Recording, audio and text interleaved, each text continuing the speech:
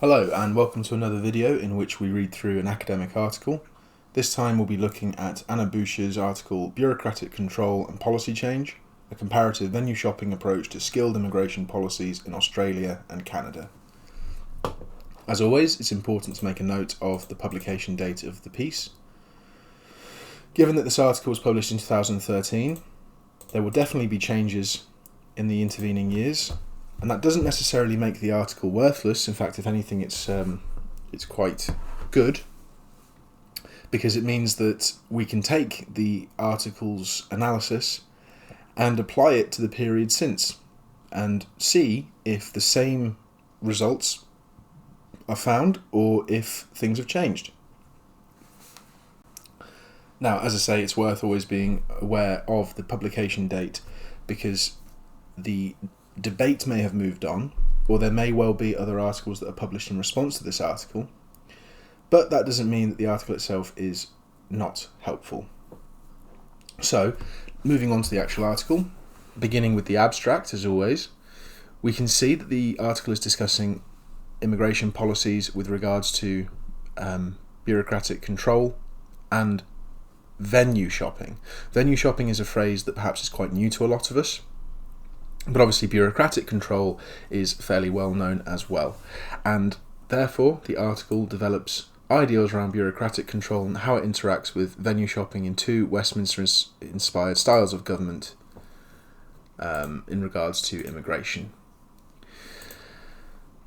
Looking at the introduction, we have here a good summary of the goal of the article, as well as a useful definition of the perhaps second most important phrase in the article, which is bureaucratic control. The most important definition in the article is probably venue shopping and how it relates to bureaucratic control, but we need to know what bureaucratic control refers to in order to make that venue shopping definition operationalizable. So, we know from here that bureaucratic control refers to the degree to which the bureaucracy is protected from political challenge from outside interests. We know that the article is going to be looking at Australia and Canada between the 90s and 2000s and adopting an institutional venue shopping approach. So we know straight away what the methodology of the article is. And in this regard, the points of comparison between the two countries are the following four. First, bureaucratic cultures of insiders that are sympathetic to outside interests, in this instance feminist and immigrant groups. Second, the intervention by external actors within legislative chambers. Third, bicameral legislative chambers, which of course means there are two legislative houses in the process of legislation. And fourth, legal mechanisms that can be exploited. As we can see from this highlighted sentence, the conclusion of the article is quite obvious. Opponents of an upskilling of immigration policy were partially successful in Canada and less so in Australia. But we need to know what venue shopping actually is. So here we have a solid definition of venue shopping, which is the strategy of policy actors to move between different institutional venues in order to achieve their policy goals. This sentence then defines institutional venues as the location where authoritative decisions are made concerning a given issue. And then there are three styles of institutional venue shopping that are identified. Not institutional venue shopping, institutional venues. First, the jurisdiction of an institution that can be expanded to or contracted to change the decision-making power of that unit. Second, choosing between institutional venues in order to find the most appropriate method of changing policies. And third, changing the rules of the game through institutional venues, meaning that certain policy options are opened or alternatively foreclosed. So, this paragraph, I think, does a good job of explaining the relevance of the article and the need for a venue shopping approach in the case studies chosen, which is that venue shopping studies of Westminster do not bring sufficient attention to the central features of venue shopping, and they also do not compare across systems. So this article hopes to do two things, which is one, bring sufficient attention to the central features of Westminster systems, and 2, make a comparative analysis between the two systems of Australia and Canada.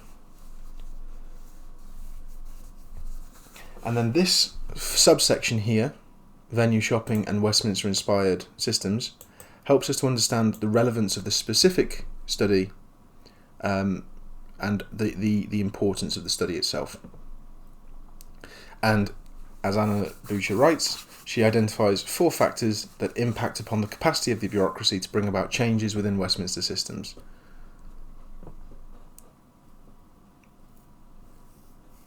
I'll let you guys read through that because that's got a lot of detail in it.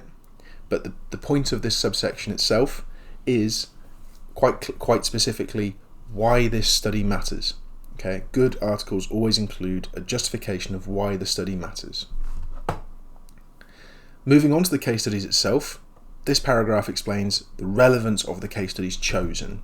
Okay, so they are appropriate cases for comparison because they have similar systems, they have settler state immigration legacies, and similar institutional features. They also have broader macroeconomic factors in alignment, such as liberal market economics and resource sector dominance of the labour market. So the comparisons can be, the factors of comparison are constant, whilst the relevance can be explored.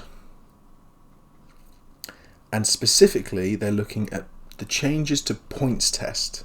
So we know the methodology and we know the case studies, and this is the specific instance of operationalizing that case study. They are going to look at specifically the changes to the point systems. And this sentence here does a good job of explaining the similarities between the countries in terms of why they adopt the policies they do, which is that they have a particular approach to human capital and immigration policy, which is high-earning, economically active immigrants. As said, Australia was better able to realise these policy goals, and therefore this article interrogates what the influences were on why Australia was more successful. This, I think, is good. This is a good example here of explaining why existing approaches to the study are not useful. So, quantitative approaches are less appropriate because policy change may occur within the executive and cannot be easily coded quantitatively. Instead, qualitative approaches were adopted and a series of 90 elite interviews were conducted. As I've said before in a few read-throughs, good articles explain the methodological approach and how and why. Okay? So, here we have the study of Australia itself, and we know it's going to be taking place over only 2 years. What is interesting, and I'm just going to shoot ahead really quickly, you'll see that the difference with Canada is that it was over the course of 9 years. So part of that, as we'll see, is a reflection of the ability to implement the changes desired. You know, the fact that it only took 2 years in Australia is quite important. Anyway, a little bit of history over the changes being made. So Philip Ruddock, who came into administration in 1996, wanted to de-emphasise family immigration and focus on skilled immigration. What that means is that family connection generally means if someone already has family in the country, you are sympathetic to their immigration. The change away from this and focus to a skilled immigration, so an economically focused form of immigration, is a particularly interesting one, and therefore, as we can tell, the motivating factor for the shift. We see here a series of technical changes. So a points test was introduced in mid-1999, and the pass mark was increased from 110 to 20 points. So this actually made it harder for immigrants to migrate into the country. But there was also an offset. So the cutoff for maximum points for age was halved. This meant, of course, that as much as the focus was on economically active immigrants, you had to prioritise people of working age.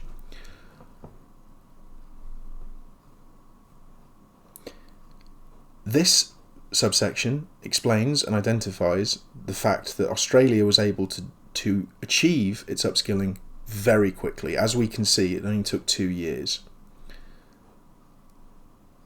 It did not depart from the model recommended by the bureaucracy, and it was therefore, as you can see here, driven by the bureaucracy. It didn't really have much of an input from outside, or shall we say, activist groups. What is also interesting is this sentence here: experts with the most involved external interests. So there was consultation outside of the bureaucracy, but they were specifically experts. And you can see an example of the impact that the experts had on the study in this sentence here.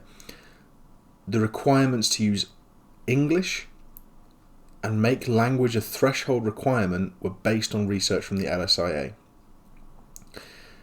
I think this sentence is also quite interesting itself, because it points out that it was very difficult to make the argument that English was not relevant, because actually not having sufficient English language skills would have harmed the immigrants' integration into the country, also in terms of economics.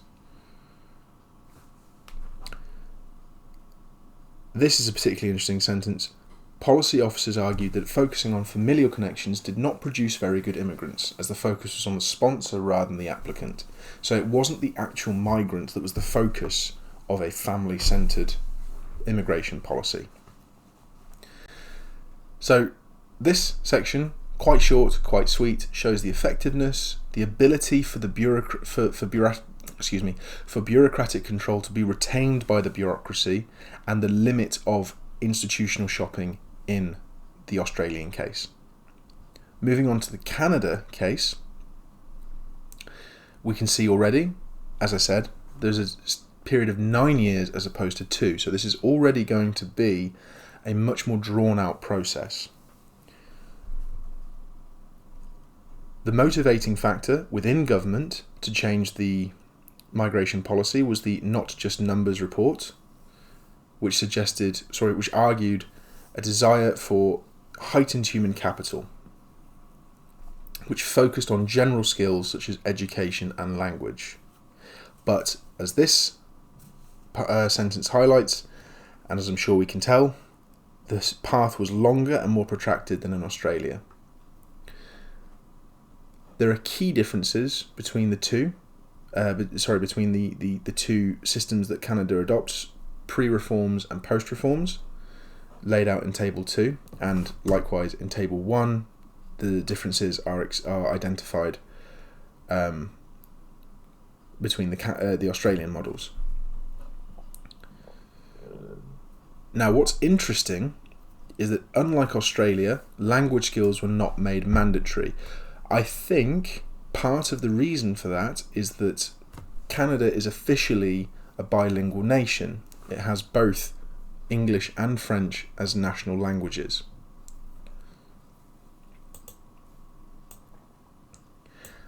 Also, and I've put this note in here, this section about legal action against the retroactive application of the points test is an immediate example of the theory's claim that legal systems are a way of changing the rules of the game. They're a way of making sure that the institutions have flexible and changing remits. This first paragraph of this subsection reiterates what's been said so far.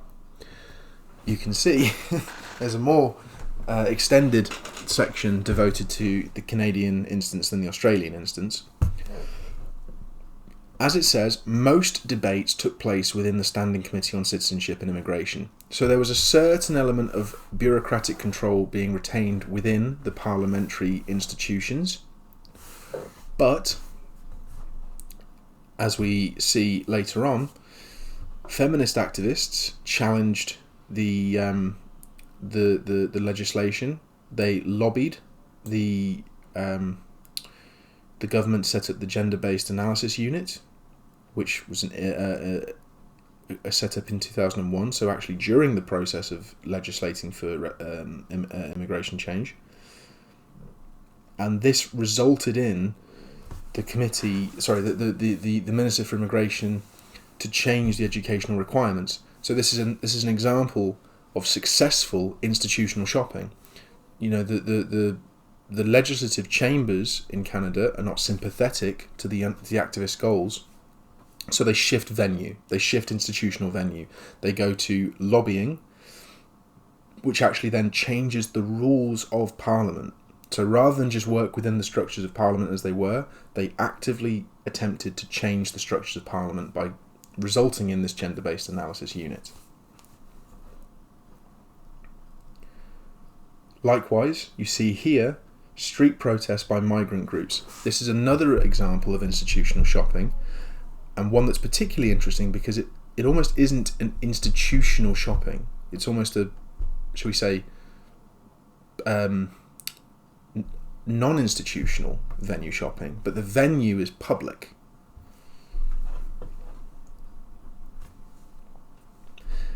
And here we have the lowering of the pass mark from 80 to 60. So whereas Australia is quite successful in keeping the bureaucratic control, keeping the debate focused within legislative chambers, Canada is quite bad at keeping control within legislative chambers. And actually, a series of changes were made to the proposed legislation that almost makes the immigration policy more liberal than the initial system. I also think this final paragraph is particularly interesting because this is where lawyers take the fight to the judicial venue. So again, this is another instance of institutional venue shopping. The first one, just to recap, the first one is the feminist groups advocating for institutional change of Parliament. The second is immigrant groups going to non-institutional venues, so public. And the third is lawyers going to the judicial venue over the legislative venue.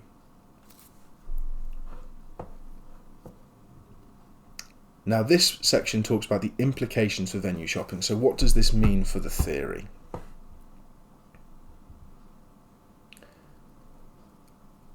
The changes in Australia all have the effect of increasing skill requirements for application and distancing the applicant from judicial review rights, thereby further increasing bureaucratic control over the process. So not only was Australia able to keep the debate within the institutions that favoured the government, so retaining bureaucratic control, this actually increased bureaucratic control over the process. In Canada, as it says, changes are equally significant and emphasis placed on those applicants with Canadian experience, but they were achieved through administrative reform. Okay? So, points of comparison. As I've said, Australia, very effective at keeping the bureaucratic control, but in Canada, external actors utilised the legislative and judicial venues in Canada, and the process was protracted and contested, so nowhere near as efficient as the Australian example. Venue shopping was central in informing the differences between the proposed immigration laws changes and the actual immigration laws changes. Again, this sentence summarises my point so far. Australia was very successful on retaining conflict in the bureaucratic realm.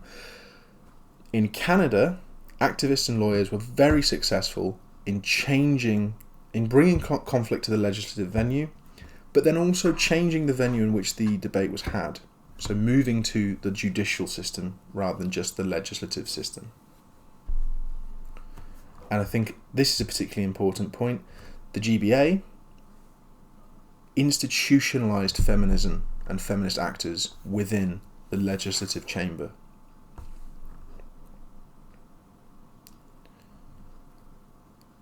Also, this sentence is particularly interesting. Internal lobbying was not determinative. So we had an institutional change, but it was not particularly influential in determining the points test. What that means really is that for the for the legislation in question, the immigration legislation, it didn't hold all that much significance, but it became much more significant in, as Boucher identifies, institutionalizing feminist actors.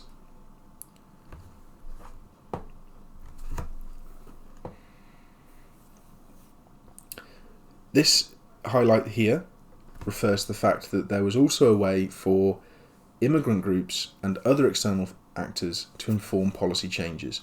So as far as feminists were able to alter and change the institutional structure of the legislative process in Canada, there was also a way for migrant groups to inform policy changes through other venues, specifically the Standing Committee on Citizenship and Immigration.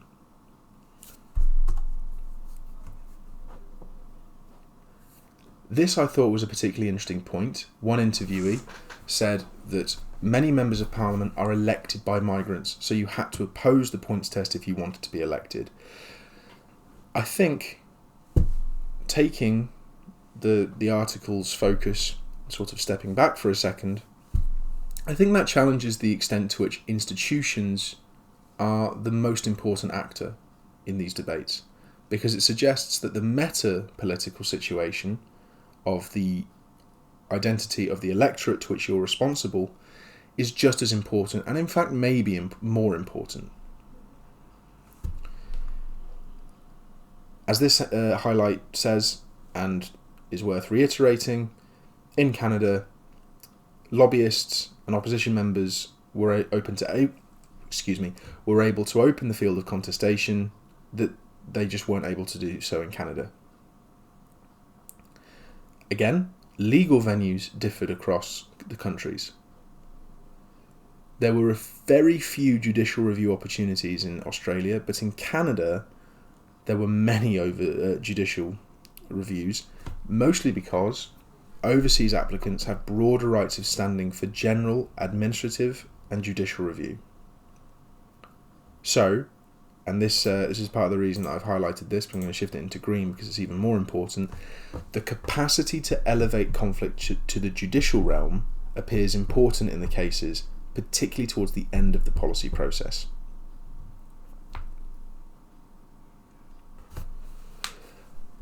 This I thought was a particularly good insight.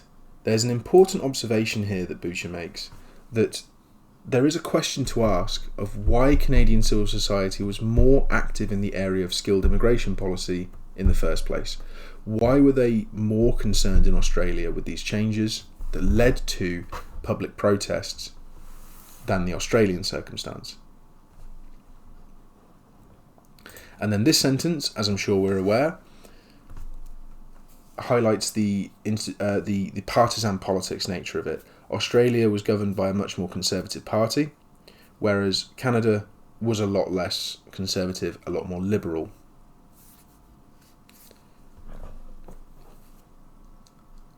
As this final point shows, countervailing factors are important, but fundamentally institutional venues of many different types, not just legislative but also judicial, do appear to be crucial in offering opportunities for venue shopping or indeed delimiting them. So whilst the Canadian circumstance shows us the varied use of institutions, the Australian circumstance shows us the ability to close down alternative routes and retain control over a policy area within the bureaucratic and institutional systems.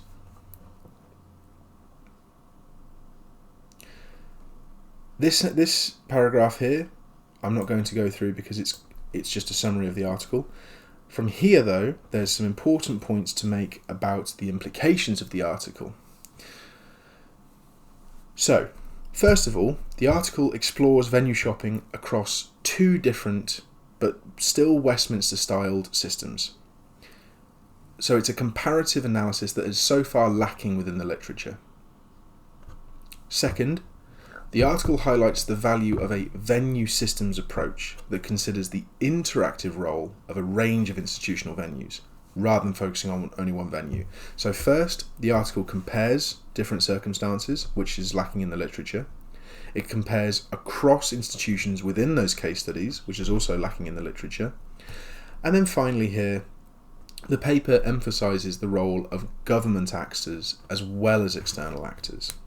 So venue shopping focused up to this point on external actors by virtue of the nature of it being shopping between venues, but it's important to remember how institutional actors, government actors, are able to influence and delimit the access to institutions. Much of the scholarship focuses on issue expansion by lobbyists, but, as I say, conflict management by those actors who are within the institutions is particularly important. As this highlight shows, this is very important in Westminster bureaucracies because the legislative and executive functions of government are usually fused. So, for instance, in Britain, the Cabinet sits in the House of Commons. Likewise, in Canada and Australia, Cabinet ministers are also elected members of the lower house. 99% of the time. It's very rare to have a member of the upper house in the Cabinet. Which means venue shopping in Westminster systems tend to have a narrower terrain of conflict. But it doesn't mean that there is not venue shopping and that there cannot be challenges to the style of institutions and the structures of those institutions. This was a final point which is worth reading and is always a good article finishes on. Further research should explore the importance of institutional venues for external actors in other Westminster-inspired systems. So perhaps in America or certain continental systems, maybe Scandinavian countries, and so on. It will also need to weigh the importance of institutional venues against supply-side factors, such as the extent of external actor mobilisation, which have not been explored in detail in this article. So the article admits the limited range of its applicability, but that's not a bad thing because no article will ever finish the debate or ever conclude the issue. It will always indicate future research. Thank you very much. I hope you appreciated this read along, and I'll see you at the next one.